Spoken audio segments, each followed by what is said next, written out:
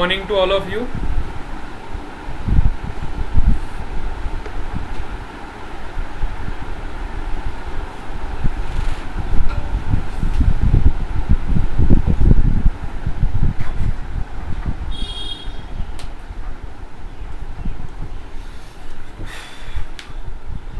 सारे बच्चों को गुड मॉर्निंग और हैप्पी नवरात्रि।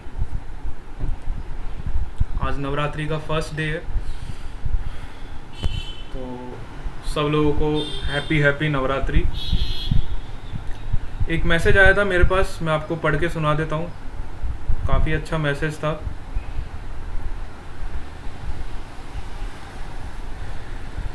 बहुत प्यारा सा मैसेज है, सब लोगों के लिए अच्छा है। हाँ, जेई पोस्टपोन हो गया। अच्छा,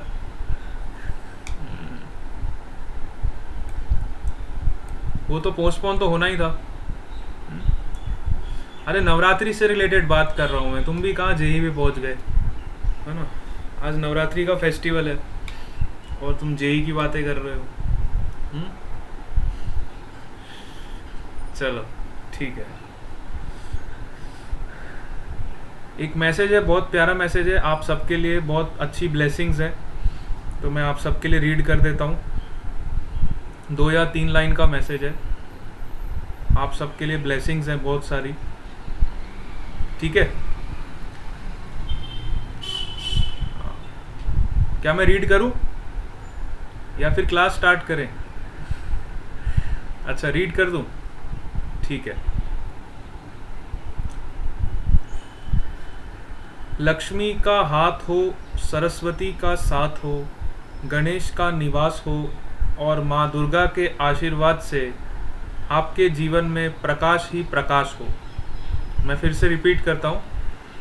लक्ष्मी का हाथ हो, सरस्वती का साथ हो, गणेश का निवास हो और माँ दुर्गा के आशीर्वाद से आपके जीवन में प्रकाश ही प्रकाश हो, ठीक है। तो बहुत सारी शुभकामनाएं सबको नवरात्रि की मेरी तरफ से, सबको बहुत बहुत ब्लेसिंग्स, ठीक है।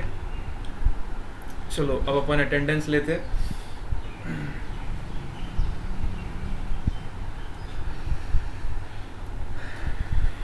किरमी Chaudhary,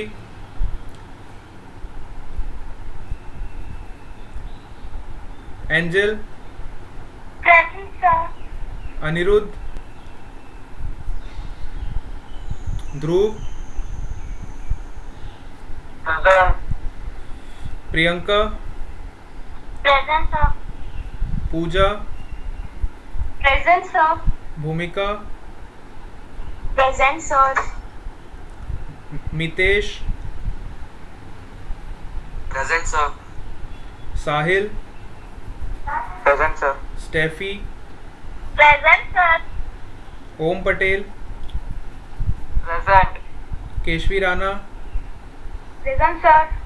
क्रूपल Gamit, present sir. Darshanika, Tisha, present sir. Darshit, present. Vansh, Mayur, present. Khushbu, Nirali Chaudhary, present sir. Liza Gamit, Tanushree Joshi, Deep Chaudhary, present. Tanvi, Shivani Chaudhary, Kainil, Sanjo, present sir. Okay, Aditi, Jeel. चलो एसवीवी students, Aditya, present sir. Varshil, present sir. Khushi Patel, present sir. Yash, Neel Patel, present sir. Bhavna Sharma, Present, sir. Dhruv, Present, sir. Vraj, Present, sir. Chandan, Present, sir. Growth, Present, sir. Abhishek, Present, sir. Kush Patel, Present, sir. Priyanshi, Present, sir. धार्मिक, लक्ष्य, sir.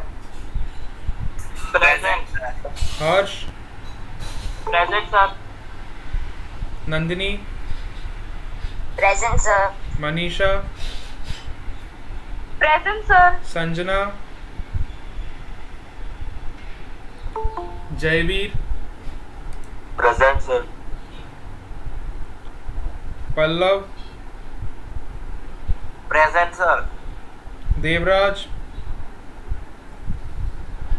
Harsil. चलो, attendance is done now.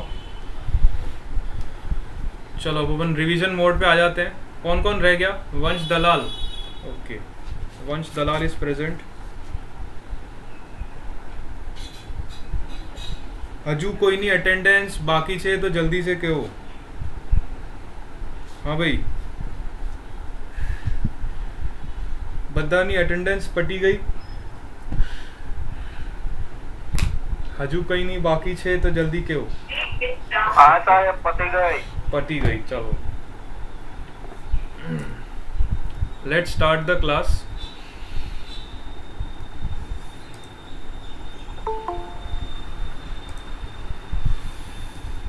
Attendance का कार्यक्रम समाप्त हुआ। अपनी अपनी कक्षा में पधारिए। कक्षा आपके सामने हाजिर है। चलो, कल हमने कहाँ तक डिस्कस कर लिया था रिवीजन क्लास में? हमने इलेक्ट्रोस्टैट्स का रिवीजन स्टार्ट किया था। कल हम गॉस लॉ पढ़ रहे थे, है ना? गॉस लॉ सबको पता चल गया अच्छे से? है बेटा? गॉस लॉ बद्दा ने क्लियर થઈ ગયું?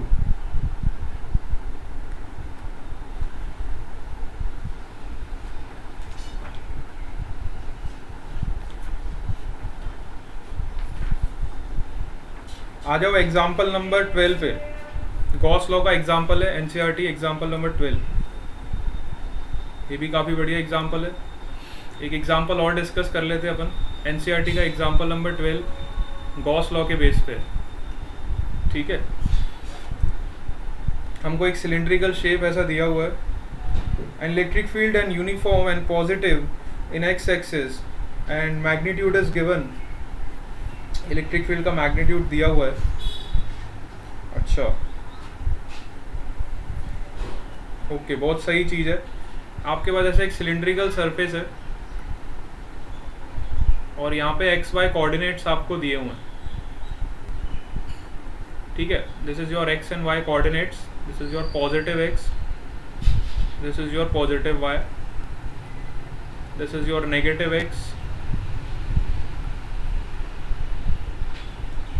This is your negative Y. ये आपका ओरिजिन है सेंटर पे। अब क्वेश्चन में इस तरह से बोला गया है कि जब आपका x का वैल्यू ग्रेटर देन 0 है ना? जब आपका x का वैल्यू ग्रेटर देन 0 है, फॉर x ग्रेटर देन 0 आपकी इलेक्ट्रिक फील्ड की वैल्यू पॉजिटिव है, which is 200 I cap, 200 newton per coulomb in the direction of positive x axis. और जब आपका x का वैल्यू लेस देन 0 है, इस कंडीशन में आपकी जो इलेक्ट्रिक फील्ड है which is negative -200 newton per coulomb I cap, ठीक है? तो x ग्रेटर देन 0 के लिए आपका इलेक्ट्रिक फील्ड पॉजिटिव है और x लेस देन 0 के लिए आपका इलेक्ट्रिक फील्ड है वो नेगेटिव है, ठीक है? ऐसा क्वेश्चन में गिवन है। एक सर्कुलर सिलेंडर है, इसका लेंथ भी हमको पता है। इसका लेंथ हमको 20 सेंटीमीटर दिया हुआ है और इसका रेडियस हमको 5 सेंटीमीटर दिया हुआ है, ठीक है? Length is your 20 centimetre and radius is given to you which is 5 centimetre, ठीक है? दोनों कंडीशंस आपको दी हुई। अच्छा, इसके अलावा आपको ये भी बताया है कि उसके जो फेसेस हैं, axis along the x axis, और वन फेस उसका 10 सेंटीमीटर पे है। अच्छा, एक फेस आपका प्लस 10 सेंटीमीटर पे, और दूसरा जो फेस है ये वाला फेस, ये फेस है माइनस 10 सेंटीमीटर पे। ठीक है, टोटल लेंथ आपका 20 सेंटीमीटर। इतना इंफॉर्मेशन क्वेश्चन में गिवन। अब आपको बोला गया है what is the net flux through each of the flat surface. तो फ्लैट सरफेस हमारे पास दो ही है, ध्यान से देखोगे तो this is one flat surface and this is another flat surface. उसने हमको क्वेश्चन में पूछा है what is the flux through flat surface. ठीक है, तो फ्लैट सरफेस आपके पास दो हैं, दोनों की वजह से फ्लक्स निकालो।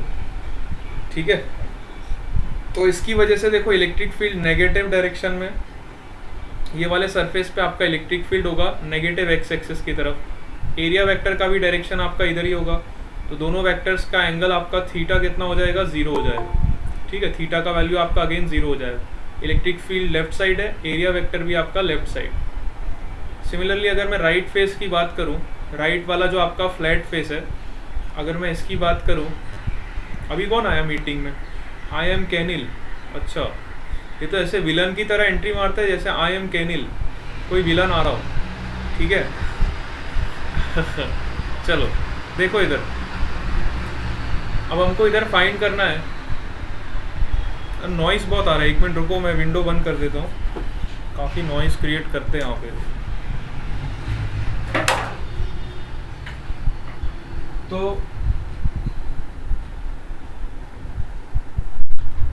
ठीक है, हमको फाइंड करना है फ्लक्स, दोनों फ्लैट सरफेस से हमको फ्लक्स का वैल्यू फाइंड करना है।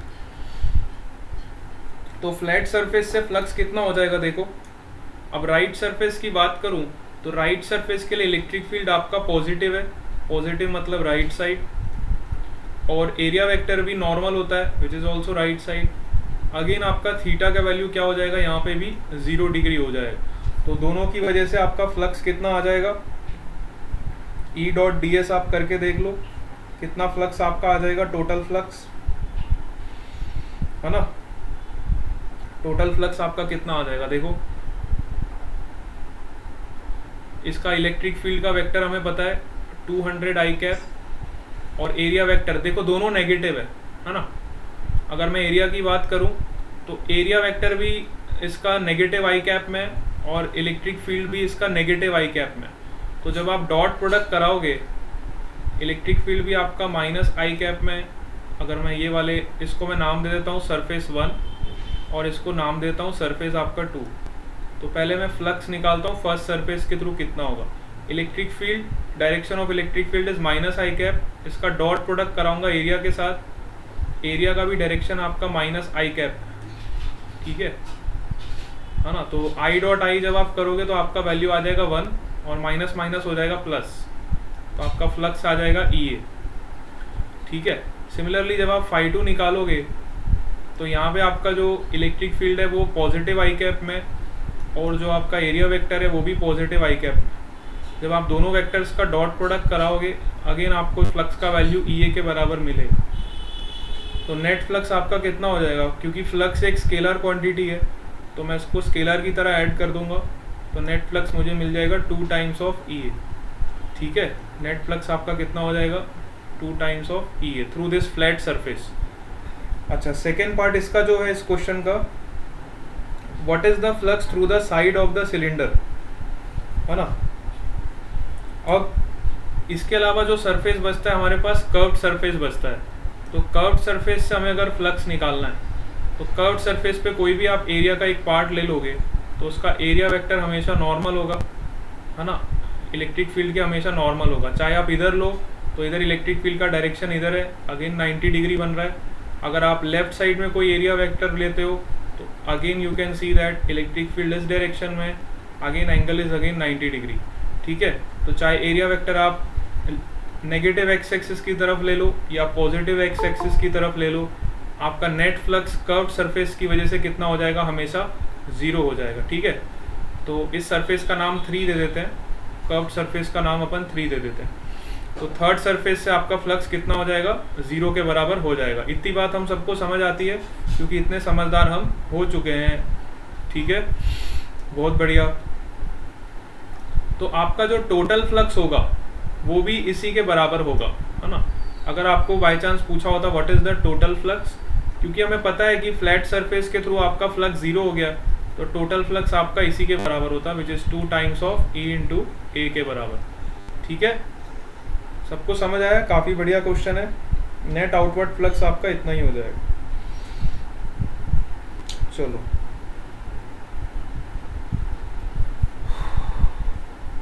अच्छा, इसके बाद आपको पूछा गया है what is the net charge with in the cylinder. अब हमें नेट चार्ज निकालना है, सिलेंडर में कितना चार्ज रखा गया है ना।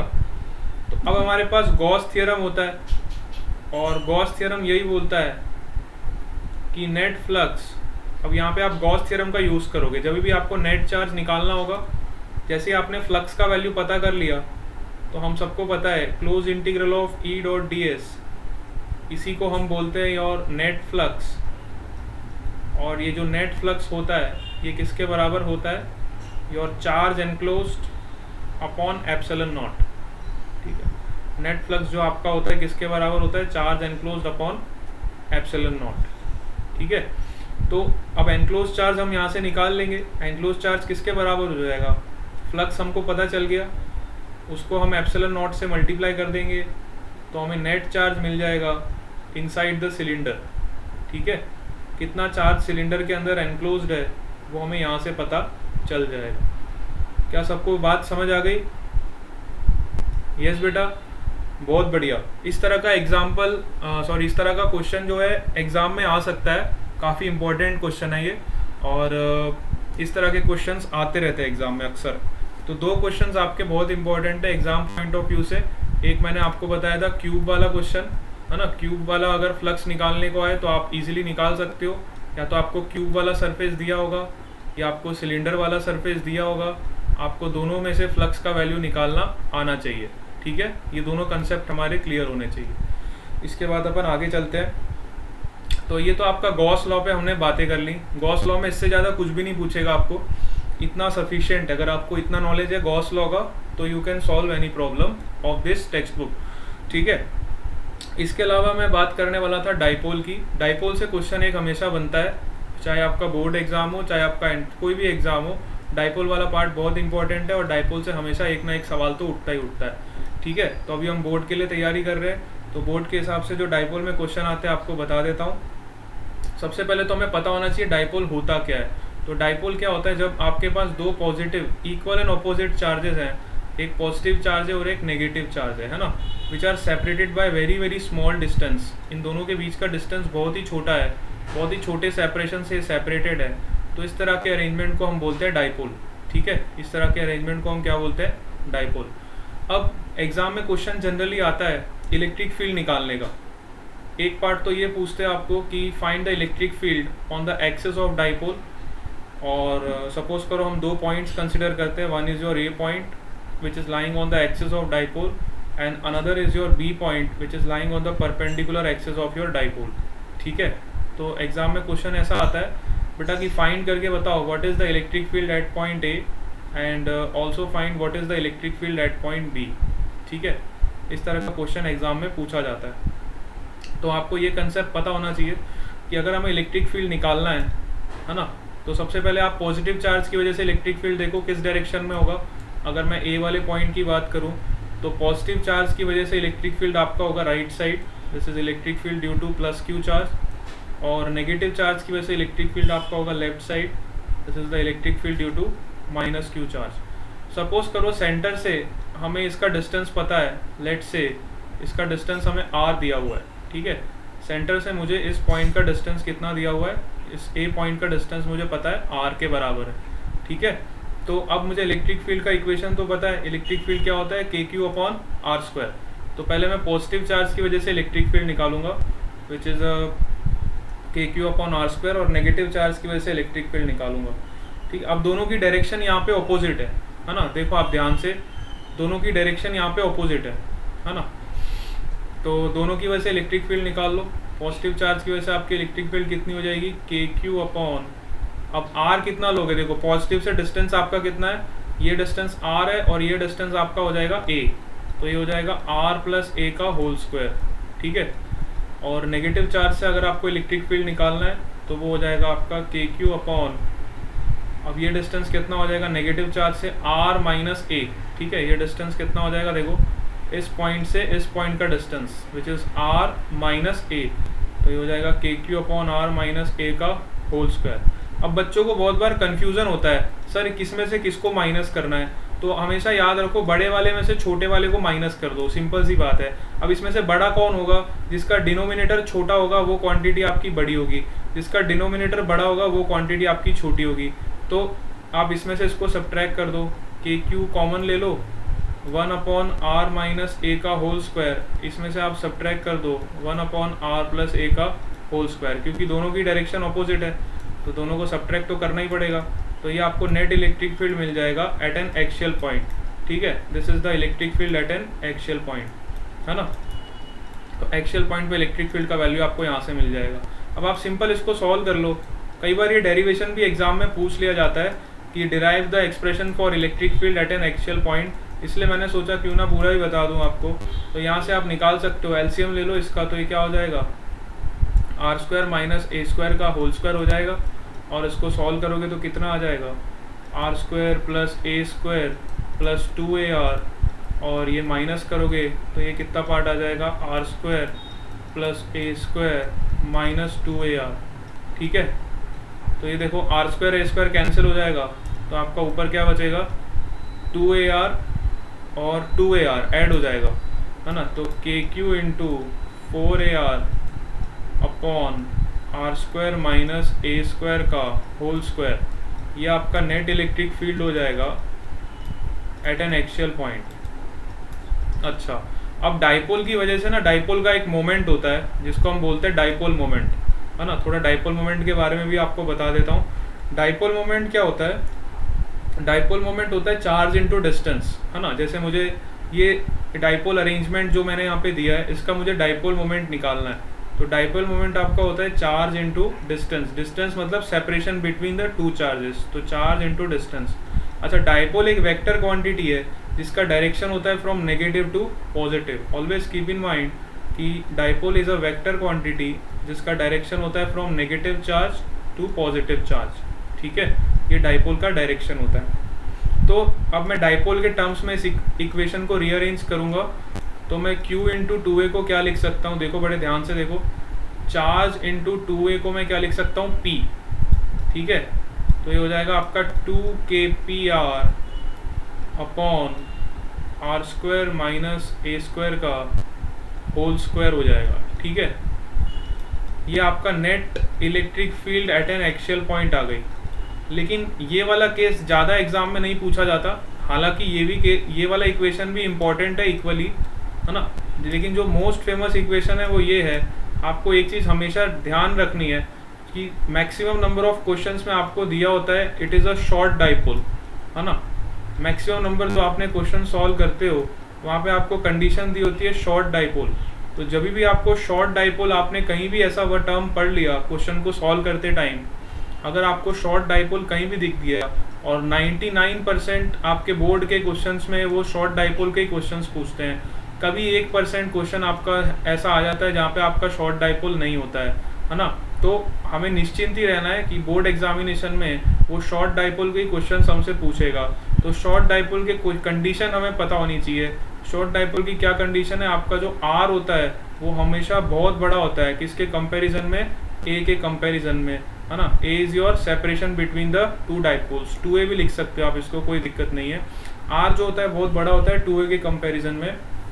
तो जब आर बहुत ज़्यादा लार्ज है तो यहाँ पे मैं इस वाले पार्ट को नेग्लेक्ट कर सकता हूँ, इस वाले पार्ट को मैं नेग्लेक्ट कर सकता हूँ। If this condition is satisfied then I can neglect this a।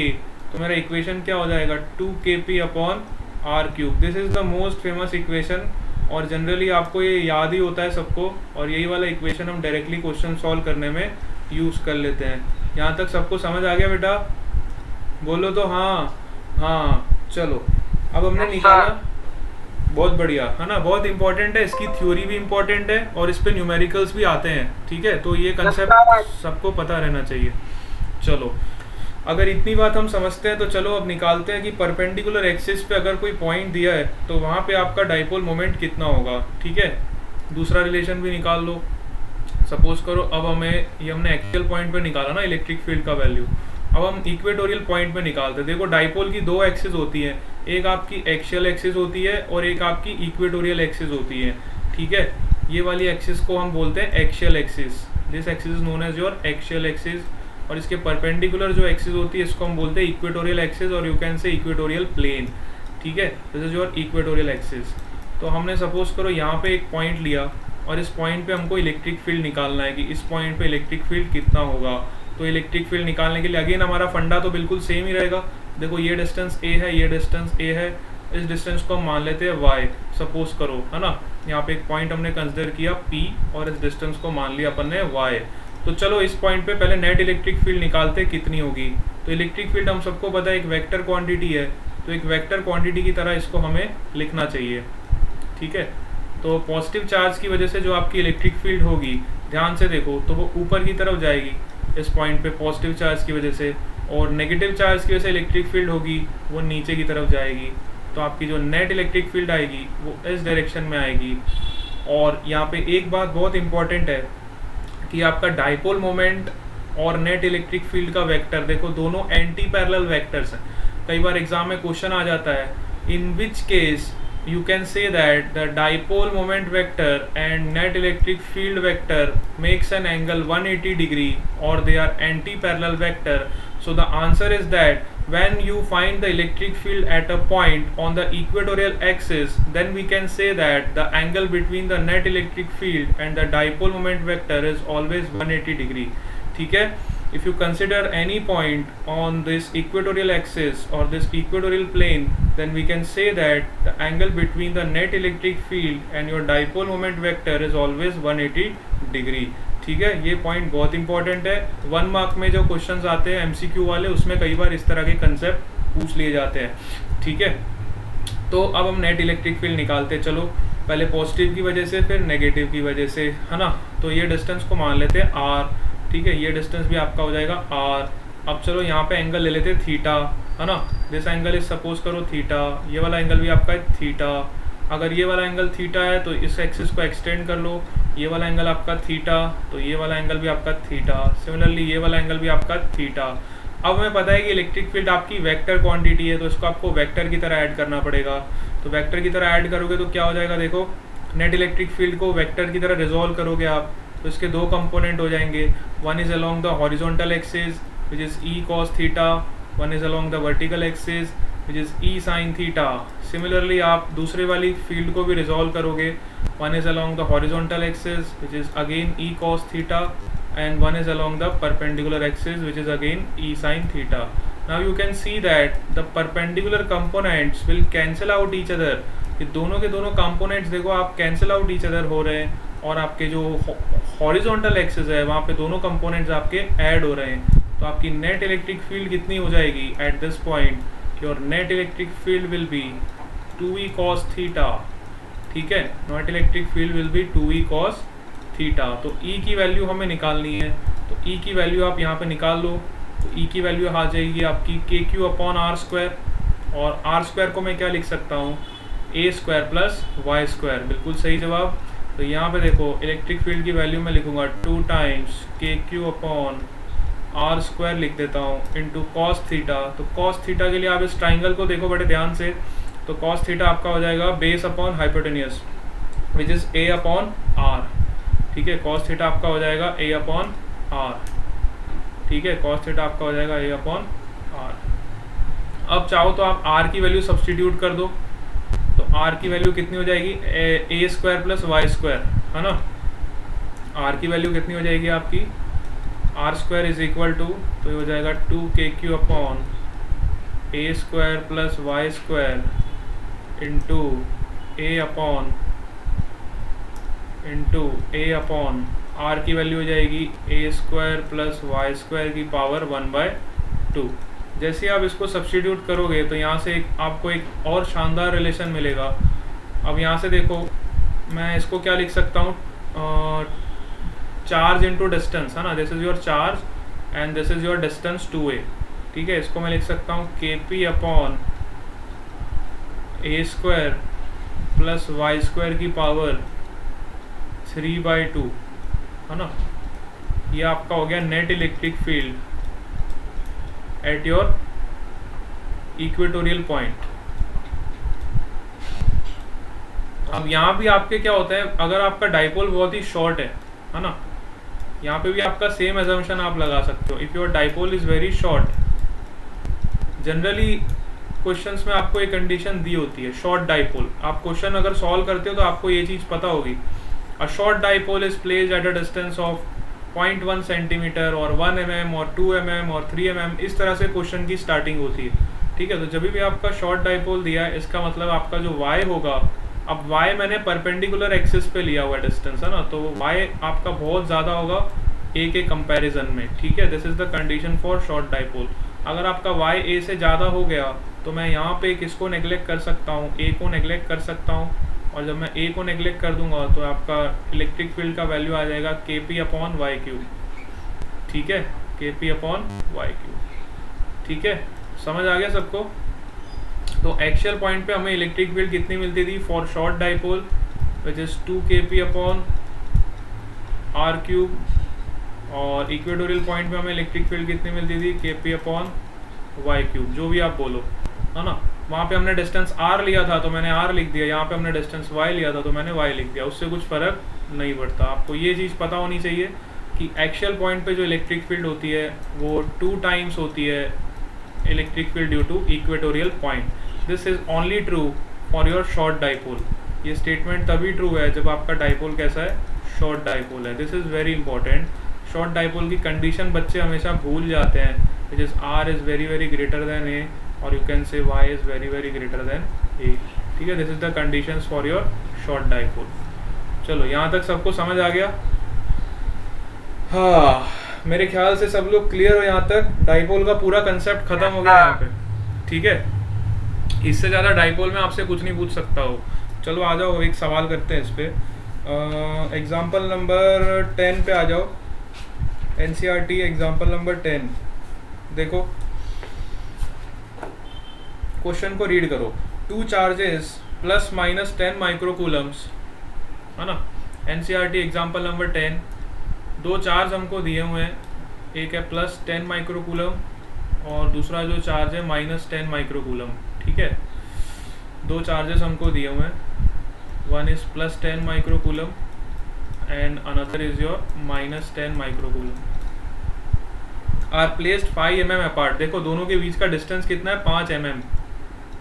मतलब इससे पता चलता है कि ये short dipole he. Determine the electric field at a point P on the axis of the dipole which is 15 centimetre away. अब ध्यान से देखो, आपको इलेक्ट्रिक फील्ड निकालनी है इस पॉइंट पे जो कि 15 सेंटीमीटर दूर है फ्रॉम द सेंटर पॉइंट, है ना। Suppose this is your centre point, यहाँ से 15 सेंटीमीटर दूर एक पॉइंट है और इस पॉइंट पे आपको इलेक्ट्रिक फील्ड निकालना है, कितना होगा। इस पॉइंट का नाम A दे देता हूँ। आपको फाइंड करना है what is the electric field at point A। अब यहाँ पे आपको सबसे पहले देखो, क्वेश्चन सॉल्व करने से पहले क्या चेक करना है, हमेशा ध्यान रखना। ये जो है आपका R है, R का वैल्यू है 15 सेंटीमीटर और आपका 2A का जो वैल्यू है वो है सिर्फ 5 mm। तो आप ध्यान से देख सकते हो कि R is very very greater than A। क्या ये कंडीशन सेटिस्फाई हो रहा है? Yes, this condition is satisfied. If this condition is satisfied, I can directly use the relation which is electric field at A point or axial point due to short dipole, which will be 2 kp upon r cube, 2 kp upon r cube। अब आपको कुछ नहीं करना, directly आपको k का value आपको पता है, p का वैल्यू आप निकाल लोगे। p का वैल्यू क्या होगा बताओ, चार्ज इंटू डिस्टेंस। चार्ज का वैल्यू पता है आपको, डिस्टेंस का वैल्यू भी पता है ना, और r का वैल्यू भी आपको पता है। बस, तो यहाँ से आपको इलेक्ट्रिक फील्ड का वैल्यू पता चल जाएगा। समझ आया? इस तरह से क्वेश्चंस को आप टैकल करो। ये आपका आंसर हो गया, यहाँ से एक ही लाइन में आंसर आ गया। अब तो वैल्यू पुट करना है ना आपको, बस खत्म। तो कंडीशन हमेशा चेक करना। आपके जो एग्ज़ाम में क्वेश्चंस आते हैं जनरली वो शॉर्ट डाइपोल्स के ही पूछे जाते हैं। तो शॉर्ट डाइपोल के लिए आप डायरेक्टली ये रिलेशन यूज़ कर सकते हो, इसमें कोई हर्ज की बात नहीं है। चलो सेकेंड पार्ट इसका पूछा गया है, find the electric field at a point which is 15 centimetre away on a line passing through the normal axis of the dipole. अब इसी पार्ट में आपको पूछ लिया, पहले 15 सेंटीमीटर यहाँ पे गए थे, अब आप 15 सेंटीमीटर ऐसे ऊपर जाओगे, तो ऊपर जाओगे तो आप इक्वेटोरियल एक्सिस पे आ गए ना। तो again you can see that in this condition also आपका r is very very greater than a। 15 centimetre 5 mm से बहुत ज़्यादा होता है, ये बात तो सही है ना। तो you can directly apply kp upon r cube, you can directly use the relation. तो इस पॉइंट पे इलेक्ट्रिक फील्ड कितना हो जाएगा, kp अपॉन r क्यूब। बस आपका क्वेश्चन ख़त्म, इतना ही करना है एग्जाम में। आपको 4 नंबर मिलेंगे इस सवाल के, इस तरह का क्वेश्चन आता है 4 नंबर में, इतना आपको करना है तो आपको 4 मार्क्स पूरे मिल जाएंगे। बताओ क्या ही था इस क्वेश्चन में, 4 नंबर का सवाल आता है, कई बच्चे छोड़ के आते हैं। इतने इजी सवालों को कभी मत छोड़ा करो, पूरा करके आया करो, 4 में से 4 मिलेगा, ठीक है। चलो हाँ, अब हम आगे चलते हैं। ये आपका डाइपोल का कंसेप्ट क्लियर हो गया सबको। तो डाइपोल के बाद आ जाओ, अब आप गॉस लॉ भी कंप्लीट हो गया हमारा, और डाइपोल वाला पार्ट भी हमारा कंप्लीट हो गया। इसके बाद आता है आपका कंटिन्यूअस डिस्ट्रीब्यूशन ऑफ चार्ज। ये बहुत इंपॉर्टेंट है, ये कंसेप्ट काफ़ी इंपॉर्टेंट है, your continuous distribution of charge. इस पर थोड़े क्वेश्चंस फ्रेम हो सकते हैं। तो कंटिन्यूअस डिस्ट्रीब्यूशन ऑफ चार्ज में आपको पता होना चाहिए 3 तरह के डिस्ट्रीब्यूशन होते हैं। One is your linear distribution, another is your areal distribution, और third one is your volumetric distribution, ठीक है। 3 तरह के चार्ज के डिस्ट्रीब्यूशन पॉसिबल है। लीनियर डिस्ट्रीब्यूशन को हम इससे डिनोट करते हैं लैम्डा से, which is charge per unit length. Areal distribution को हम डिनोट करते हैं सिग्मा से, which is charge per unit area. And volumetric distribution को हम डिनोट करते हैं रो से, which is your charge per unit volume, ठीक है। अभी तक हमने जो स्टडी किया वो ये स्टडी किया कि हमारे पास इस तरह का एक चार्ज होता था, हम उसकी वजह से इलेक्ट्रिक फील्ड निकालते थे। अब हमारे पास क्या है, इस तरह एक डिस्ट्रीब्यूशन है जिसमें आपका चार्ज यूनिफॉर्मली डिस्ट्रीब्यूटेड है ना। सपोज कर हमारे पास कोई लीनियर एलिमेंट है, उस पर ऐसे चार्ज डिस्ट्रीब्यूटेड है, हमें उसकी वजह से इलेक्ट्रिक फील्ड निकालना है। So such type of distribution is known as continuous distribution, है ना। पहले जो हमने बात करी that was your discrete distribution of charges. Now we are talking about your continuous distribution of charge. Continuous में लीनियर डिस्ट्रीब्यूशन भी हो सकता है, कॉन्टिन्यूस में आपका एरिया में डिस्ट्रीब्यूशन भी हो सकता है ना। कॉन्टिन्यूस में आपका वॉल्यूम के अंदर भी डिस्ट्रीब्यूशन चार्ज का हो सकता है। तो किसी भी तरह का डिस्ट्रीब्यूशन हो सकता है, एरियल डिस्ट्रीब्यूशन भी हो सकता है, वॉल्यूमेट्रिक भी हो सकता है, और लीनियर डिस्ट्रीब्यूशन भी चार्ज का पॉसिबल हो सकता है। तो हमें ये सारी चीज़ें पता होनी चाहिए। अब इस पे एक सवाल करते हैं ताकि आपके कंसेप्ट ये वाला क्लियर हो जाए। तो सपोज करो हमको एक वायर दी है इनफाइनाइटली लॉन्ग, ठीक है। इनफाइनाइटली लॉन्ग हमको एक वायर दी है और हमें फाइंड करना है उसकी वजह से इलेक्ट्रिक फील्ड कितना होगा, ठीक है। हमें एक इनफाइनाइटली लॉन्ग वायर दी है which is, you can say the continuous distribution of charge. I can say that infinitely long wire is given which is carrying some charge. ये पॉजिटिव इन्फिनिटी है, ये आपका नेगेटिव इन्फिनिटी है, ठीक है। अब इसकी वजह से मुझे इलेक्ट्रिक फील्ड निकालना है, कितना जनरेट होगा। तो इलेक्ट्रिक फील्ड निकालने के 2 तरीके होते हैं। एक तो आप इंटीग्रेशन वाला अप्रोच लगाओ, है ना, थोड़ा लेंदी होता है, और दूसरा अप्रोच आपके पास होता है गॉस लॉ, है ना। Gauss is our boss. तो जहाँ भी हम फंसेंगे किसको याद करेंगे, गॉस को याद कर लेंगे। गॉस हमें इंटीग्रेशन से बचा लेता है, इसलिए गॉस हमारा भगवान है, गॉस इज़ अवर बॉस। तो सिंपल सी बात है, हमें इसकी वजह से इलेक्ट्रिक फील्ड निकालना है तो हमें एक गॉसियन सरफेस लेना पड़ेगा, और उस गॉसियन सरफेस में कितना फ्लक्स निकलेगा पहले हमें वो निकालना पड़ेगा। तो सपोज करो मैं एक गॉसियन सरफेस ले लेता हूँ इसके अबाउट। अब ये वायर आपका थोड़ा सिलिंड्रिकल शेप का होता है ना, तो मेरे को सिलिंड्रिकल शेप का ये गॉसियन सरफेस लेना पड़ेगा, ठीक है। वायर का शेप आपका सिलिंड्रिकल होता है, तो मैंने सिलिंड्रिकल एक गॉसियन सरफेस ले लिया। अब इसकी वजह से फ्लक्स कितना होगा पहले हम वो फाइंड करेंगे। तो सपोज करो इसका रेडियस आपको दिया हुआ है r, ठीक है। रेडियस आपको गॉसियन सरफेस का दिया हुआ है r, और ये लीनियर चार्ज डिस्ट्रीब्यूशन है।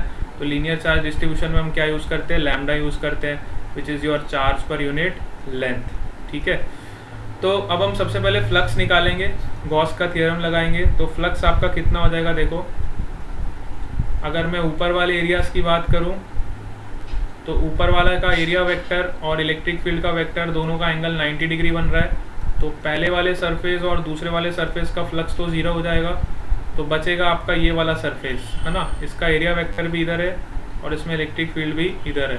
तो हमारा जो फ्लक्स मिलेगा वो कर्व्ड सरफेस से मिलेगा, विच इज़ योर सरफेस नंबर 3। इतनी बात हम समझते हैं। तो इसका फ्लक्स कितना हो जाएगा, E into 2πRL 2πR into L. Suppose करो सिलेंडर का लेंथ आपका L के बराबर है, इस सिलेंडर का लेंथ आपको दिया हुआ है L के बराबर, ठीक है। तो इसकी वजह से फ्लक्स कितना पैदा हो जाएगा, E इंटू 2πRL। अब गॉस का थ्योरम ये बोलता है कि जितना फ्लक्स होगा वो किसके बराबर होगा, charge enclosed upon epsilon not, है ना। तो अब एनक्लोज चार्ज को मैं क्या लिख सकता हूँ, एनक्लोज चार्ज आपका हो जाएगा, देखो lambda is your charge density, lambda into L, क्योंकि लेंथ आपका एल है सिलेंडर का, गॉसियन सरफेस का लेंथ आपका एल है, तो मैं क्यू एनक्लोज को लिख सकता हूँ लैम्डा इंटू एल, ठीक है। तो यहाँ से आपको इलेक्ट्रिक फील्ड का वैल्यू पता चल जाएगा बिना इंटीग्रेशन के, एक ही स्टेप में। E is equal to lambda upon 2πR into epsilon naught, ठीक है। अब आप इसको K के टर्म्स में भी लिख सकते हो, हमें पता है कि K का वैल्यू होता है 1/4π एप्सिलॉन नॉट। तो कुछ नहीं करना है, इस इक्वेशन को 2 से मल्टीप्लाई करना है, 2 से डिवाइड करना है, तो ये हो जाएगा 2k लैम्डा बाय R। ये आपका इलेक्ट्रिक फील्ड हो जाएगा due to this infinitely long wire. समझ आया सबको? इस तरह से हम कॉन्टिन्यूस डिस्ट्रीब्यूशन को डील करेंगे।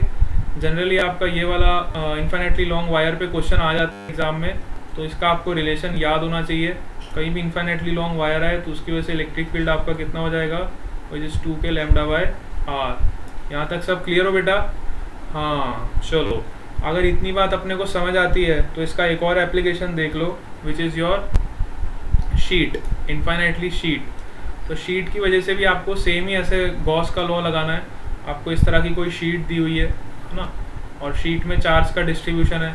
तो शीट में जो चार्ज का डिस्ट्रीब्यूशन होता है तो वो कैसा होता है, एरिया पे पूरे चार्ज फैला होता है ना। शीट मतलब पूरे एरिया पे आपका चार्ज डिस्ट्रीब्यूटेड है। तो यहाँ पे हम यूज़ करेंगे सिग्मा, ठीक है। When your areal charge distribution is there then you will use your sigma, ठीक है।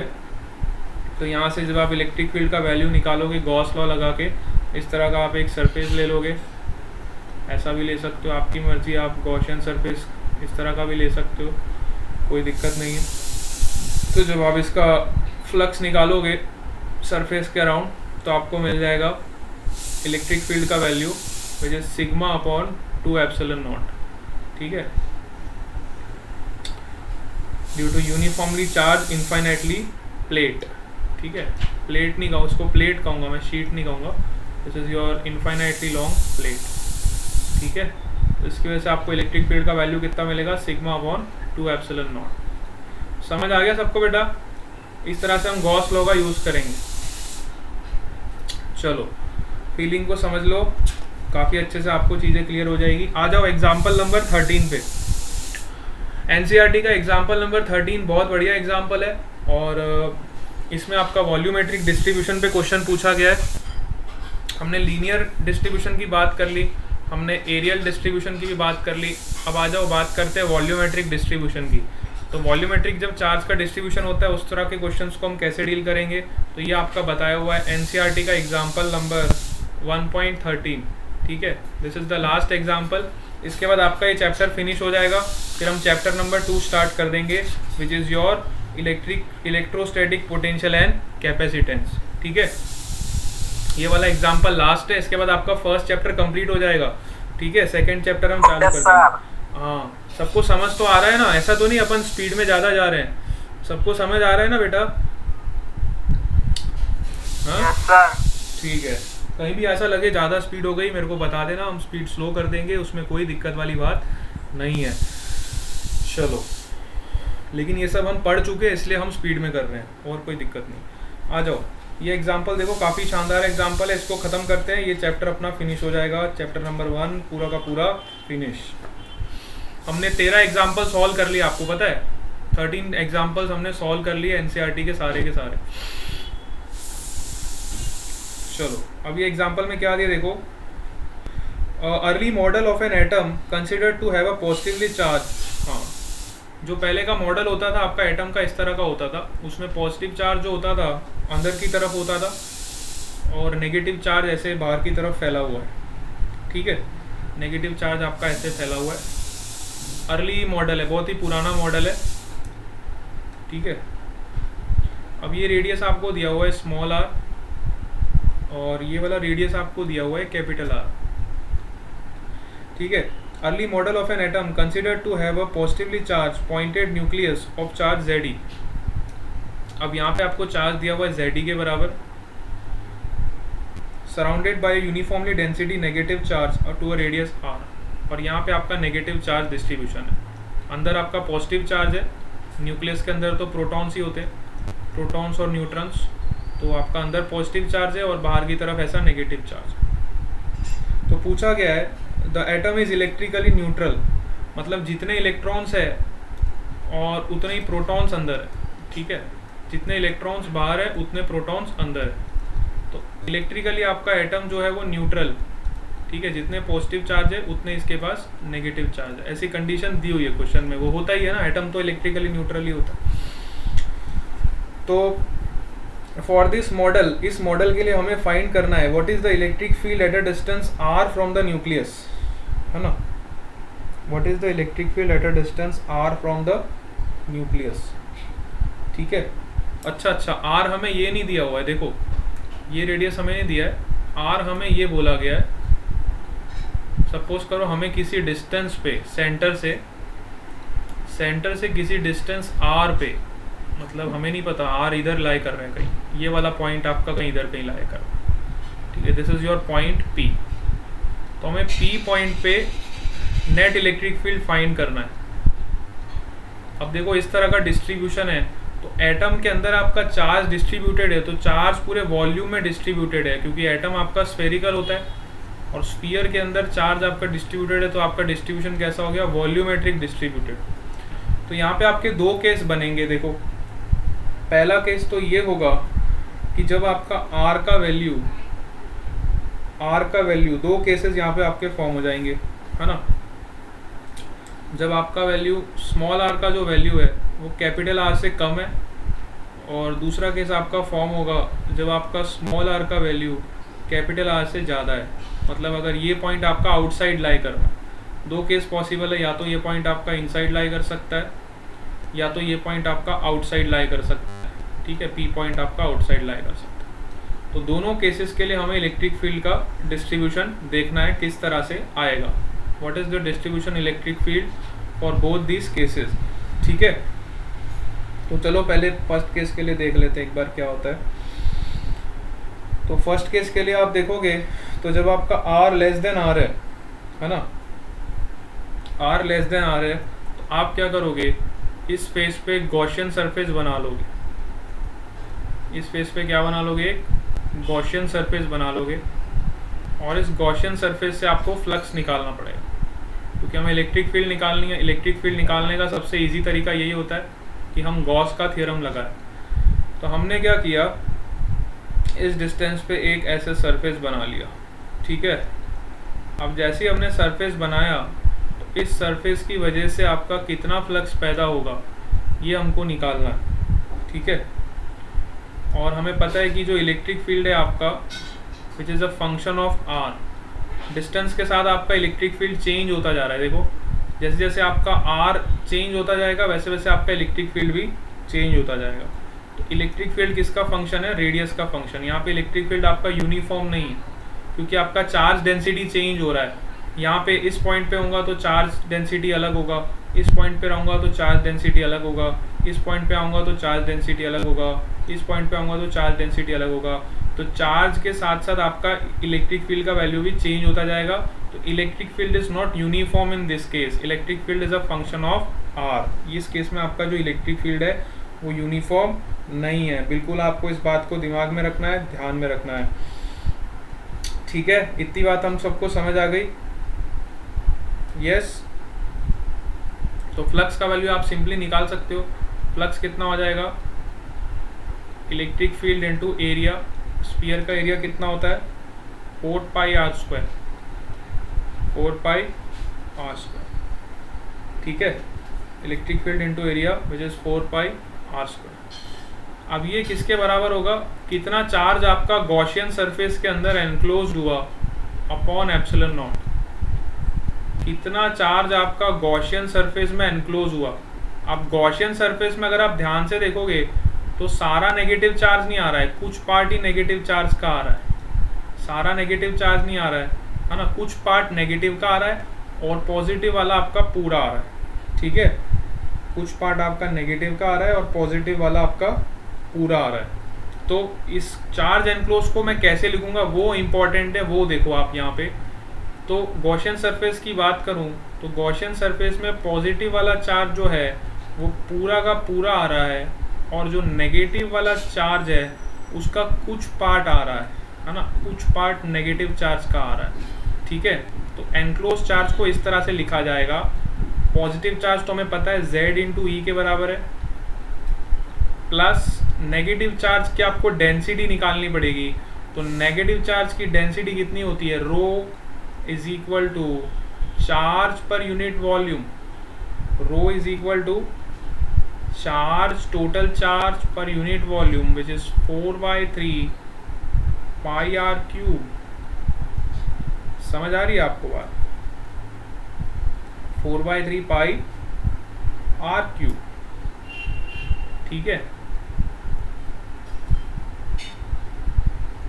अच्छा, एक बात तो हमें पता है कि एटम आपका इलेक्ट्रिकली न्यूट्रल है, तो जितना चार्ज प्रोटॉन्स का होगा उतना ही चार्ज आपका इलेक्ट्रॉन्स का होगा और नेट चार्ज आपका हो जाएगा 0, है ना।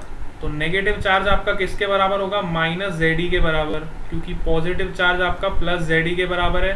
तो टोटल नेगेटिव चार्ज होगा वो -ZE के बराबर होगा, ठीक है। टोटल नेगेटिव चार्ज होगा किसके बराबर होगा, -ZE के बराबर होगा।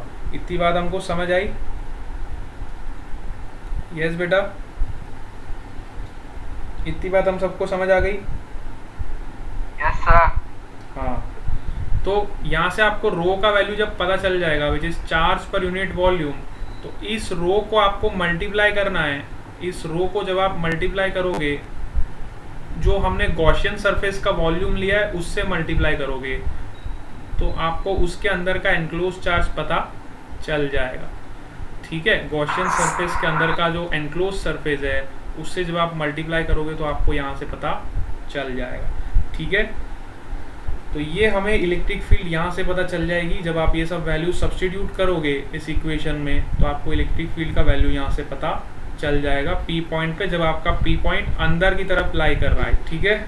सिमिलरली आपको इलेक्ट्रिक फील्ड निकालना है जब आपका पी पॉइंट बाहर की तरफ लाई कर रहा है। अब जब आपका पी पॉइंट बाहर की तरफ लाई करेगा तो आपका एनक्लोज चार्ज कितना हो जाएगा बताओ, टोटल एनक्लोज चार्ज कितना हो जाएगा। आप गॉसियन सरफेस ऐसे लोगे ना, जब पी पॉइंट बाहर लाई करेगा तो गॉसियन सरफेस इस तरह से बनेगा, समझ आ रही बात। और गॉसियन सरफेस की अगर बात करूं तो गॉसियन सरफेस में सारा पॉजिटिव और सारा नेगेटिव चार्ज आ जाएगा, तो टोटल चार्ज एनक्लोज कितना हो जाएगा आपका बताओ, 0 हो जाएगा, है ना। बिल्कुल सही जवाब। जब आप पी पॉइंट बाहर कंसिडर करोगे तो जितने पॉजिटिव है उतने ही नेगेटिव है ना, एटम तो इलेक्ट्रिकली न्यूट्रल है, तो एनक्लोज चार्ज आपका 0 हो गया तो इलेक्ट्रिक फील्ड भी 0 हो गया ना, बात खत्म, खेल खत्म हो गया। जब आपका चार्ज बाहर कोई पॉइंट लाई करेगा तो इलेक्ट्रिक फील्ड नेट कितना हो जाएगा, 0 हो जाएगा। प्रॉब्लम तब आएगा जब अंदर लाई करेगा, क्योंकि अंदर आपका चार्ज का डेंसिटी चेंज हो रहा है, पॉजिटिव का पूरा आ रहा है, नेगेटिव में चेंज हो रहा है। समझ आ रही बात की, इस तरह से आप इसको सॉल्व करोगे। मेरे ख्याल से यहाँ पे चैप्टर आपका कंप्लीट हो गया है। अब हम नेक्स्ट क्लास में सेकेंड वाला चैप्टर स्टार्ट करेंगे। सबको क्लियर है, यस। चलो आज हम क्लास को यहीं पे एंड करते हैं। Bye bye to all of you. Evening वाली क्लास में देखो बेटा, इवनिंग वाली क्लास में अपन सेकेंड चैप्टर चालू कर देंगे, सब लोग को आना है, ठीक है, कंपलसरी।